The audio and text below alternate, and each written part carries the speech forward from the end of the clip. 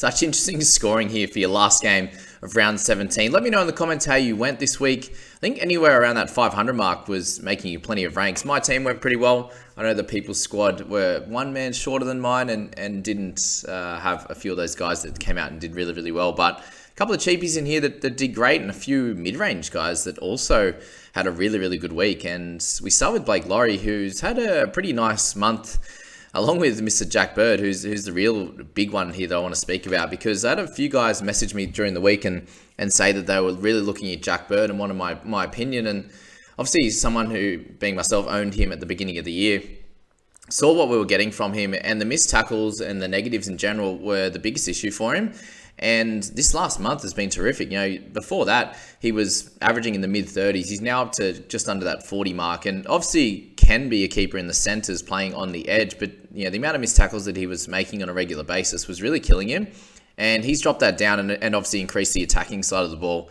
80 metres, 83 metres there, still pretty stock standard for what he'd been doing the majority of the year. But tackles are well up. Missed tackles are down, and some attacking stats there with the 5 tackle breaks and also the try assist, couple of line break assists there. So Birdie was 62. Well done to those guys that picked him up. You obviously got him at a cheap price under the 500k. So if you thought he was going to be a keeper in the centres, he might well be. But it also might just be a great month. So just have that in mind, that guys have great months, great 6 weeks, great 3 weeks, 2 weeks, whatever it is, and can have scores like this, for a stretch and then potentially go back. So that was my worry with him, is that it was going to last for the rest of the year. He'll have up and down stretches, but this is why we bought him at the beginning of the year. Definitely has that potential, and if you got him under 500k last week, well done to you. This one kills me. Kobe Hetherington came out with 70 minutes, which is exactly what I thought he could play, and picks up the 60 points. And we had people like, Payne Haas was out, Pat Carrigan is out. He had 2 or 3 games when I had him in my team there, where he had both of those guys out, and still they were giving him 40 minutes. I don't understand what the theory was there. He could always definitely play this amount of minutes. And this week they decided to give it to him and had 1 missed tackle out of 42 and 142 metres. Again, running the ball plenty as well. So the forwards for the Broncos were the big one here.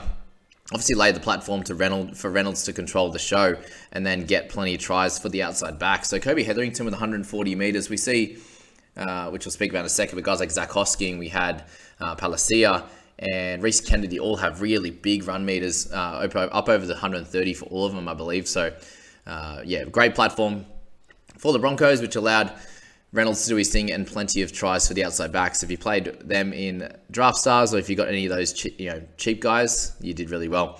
But McCulloch has come back and he's done really well also. So he's going to be pretty close to keeper level status for the rest of the year. He's a very cheeky one that was at that 500k mark on the dot. Since returning through injury, he's been slowly working up the minutes, and now he's the starter, and he's played some big minutes the last few games now. And he's just going to be a tackler, a couple of kicks at a dummy half, but generally he's going to be tackling hard. 50 tackles for no misses is a pretty neat effort there, so well done to him. Jesse New has had a cracking couple of weeks.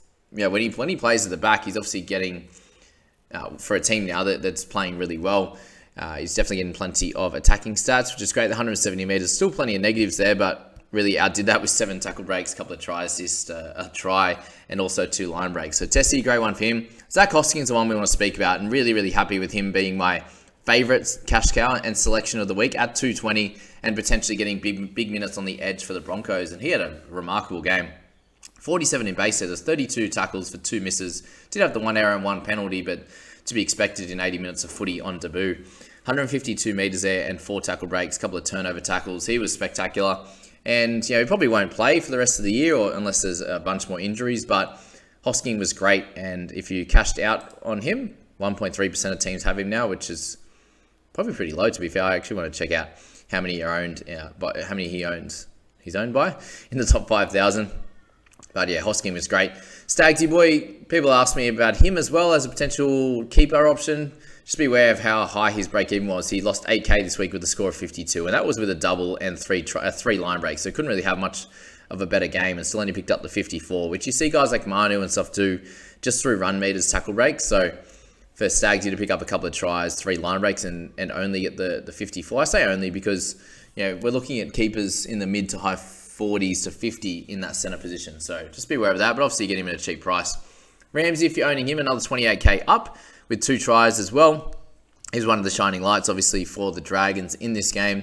So if you own him, you're happy with that little bit of a price bump, and he could potentially be traded in the next few weeks. You might be able to leave him now, given that he got a 52, and catch a few more ups before you have to move him on, maybe in a 19 or a 20. And depending on how many guys back up from Origin, as to if you need him to play this week in the wing fullbacks as well. Considering you might have Teddy, you might have, who else is going to be back there? Heinze, for example. It depends how he goes from coming back from COVID, for example.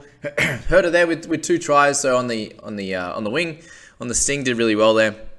Palacia, so he was a big one. So he was on the average score on his first stint, and obviously played the majority of the second half there, and picked up 50 in his time. So these are kind of the scores that we were looking at the beginning of the year. And if you did pick him up at that 246, or you picked him up a couple of weeks ago when I mentioned him, you're obviously really happy with his output as well. So for me, Palacia and also Hosking kind of helped me out a bit. Ezra Mam as well was my other third player. Helped me rocket down the ranks, which was great. But again, 157 meters was great. 33 tackles for 1 miss. So I really laid the platform for the Broncos there and helped them out for sure.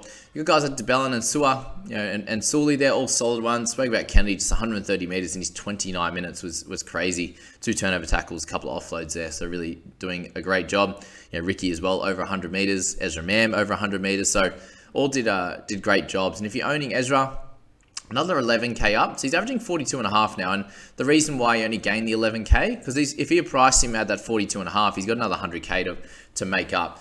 But it's just that rolling average, which has obviously slowed him down. But he's someone that won't be dropping cash anytime soon. But he's definitely someone that over the next few weeks, I think we can look to move on. Doesn't have to be now, but I think over the next few, he's not keeper level scores. He'll probably get him closer to a 500k mark and hopefully sneak a good game or two. And at worst, he has a 20 odd or a 30, and he completely stops his money making potential. And then you can move him on from there. Lomax, again, still at up and down mark for him in terms of scoring, averaging 42, just a little bit under keeper level at the moment in a team that's not going terrifically well. Like, if they start to absolutely kill it, then he could be great, obviously.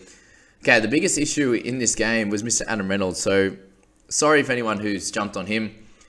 Brought him in the head-to-head squad. We got one decent game out of him, he then got injured near the end of that game and missed out on 10-15 minutes and then didn't play the next game, had a week off. Comes back, picks up what did he get last week? 40, and then 28 this week. Ugh. And I captained him in the head squad, thinking that they could come out and do this to the Dragons. But unfortunately for Reynolds, he really wasn't obviously the driving force of it, but didn't get involved in the try assists, the tries, really any of the spoils himself. Just the 4 goals, the kick meters were there, and then just a bunch of negatives, 10 negatives there. So not ideal for Reno, especially when it's so annoying, right? Like literally pick him up after he's had a big sample size of games, not scoring under 50. You're like, okay, this is just a normal. He does, gets through his work, gets about it, goes through it easily, and then comes in and gets 2 scores under 50, back to back, which I guess can happen, but it just shows you how this game can be. You're looking at it very much a simple, great sample size for a guy that's done this for a long time. He did it at the Bunnings. Obviously, he had Cody Walker with him. He's got Ezra Mam now, who's great, but not anywhere near as good as Cody. And he has that consistency, and it shows that you can pick up a guy and they just stop playing well. Like they stop scoring well, for example. He's still obviously playing well for what the Broncos need, and they're winning on a regular basis. But yeah, just a tough one there for those that picked him up and those that captained him. Ouchie. Owned by 5.7. So there's a decent chunk of people will expect they'd be in the top half of the rankings there for sure. You got Amone, you got Pereira. Both average scores there with 27, a few negatives in there. Amone, I think it's time to move on from him. You get his round 17 score and 450k he's up to. You gained 100 if you picked him up early. So I reckon it's time to move on from him. He's done his service. And that is all for this video. I hope you enjoyed that one, guys. Like, subscribe, and round 18's upon us. We're getting to the business end of things. Let me know how you went in this round. Obviously, how many ranks you gained would be cool. Appreciate you all for staying all the way to the end. Let me know if you did stay to the end. I appreciate you guys for dropping that in the comments. And again, tell me how you went, and we'll catch you in the next few videos. Round results will be coming up next. See you later.